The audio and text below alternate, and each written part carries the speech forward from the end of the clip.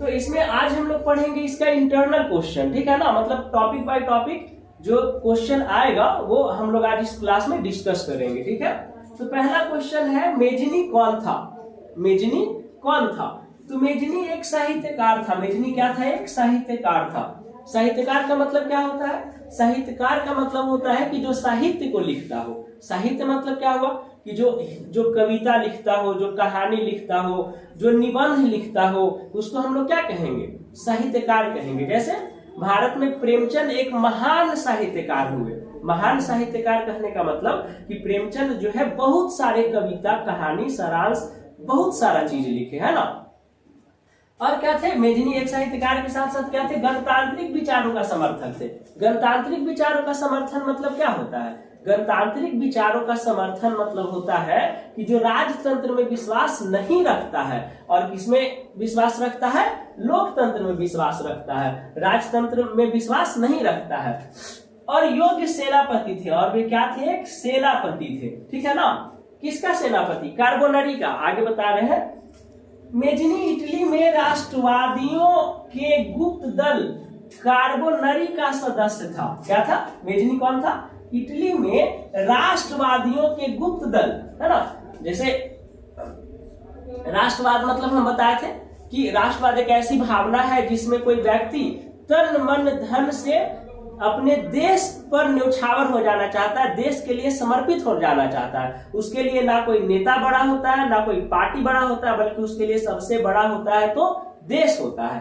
तो ये कह रहा है राष्ट्रवादी मतलब जो जिनमें ये भावना है ना, राष्ट्रवाद की भावना जिनमें आ गया वो राष्ट्रवादी हो गए। तो राष्ट्रवादियों का एक गुप्त दल था, ठीक है ना, इटली में, जिसका नाम क्या था? कार्बोनरी। और इसी का सदस्य कौन थे?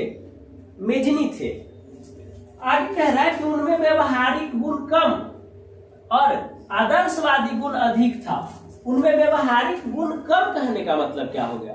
व्यवहारिक गुण मत कम कहने का मतलब कि उनके पास प्रैक्टिकल नॉलेज कम था, ठीक है ना। प्रैक्टिकल नॉलेज मतलब कैसे व्यवहार करना है लोगों से, ये उनका जो है गुण कम था। और आदर्शवादी गुण अधिक था। आदर्शवादी गुण यानी कि किताबी नॉलेज अधिक था उनके पास। किताबी कीड़ा थे एक तरह से वो, है ना, कि आदर्शवादी गुण उनमें अधिक था, यानी कि किताब पढ़ते थे, साहित्य पढ़ते थे, है ना, देश दुनिया की किताबें पढ़ते थे और उसमें जो बातें लिखी होती थी वो उसको ज्यादा फॉलो करते थे। इसलिए कहा गया है कि उनमें व्यवहारिक गुण कम और आदर्शवादी गुण अधिक था। फिर कहता है मेजनी का जन्म 1805 ईस्वी को, मेजनी का जन्म कहाँ हुआ? 1805 ईस्वी को जेनेवा में हुआ। देखिए आपका ऑब्जेक्टिव क्वेश्चन आएगा कि मेजनी का जन्म कब हुआ था। तो ये हो गया आपका 1805 ईस्वी में मेजनी का जन्म हुआ। कहाँ हुआ? तो जेनेवा में हुआ। मेजनी का जन्म कब हुआ? 1805 ईस्वी में। कहाँ हुआ? तो जेनेवा में। इटली के एकीकरण में उनका महत्वपूर्ण योगदान था, इसलिए उसे इटली का पैगंबर या मसीहा कहा जाता है ना, कहा जाता है, ठीक है।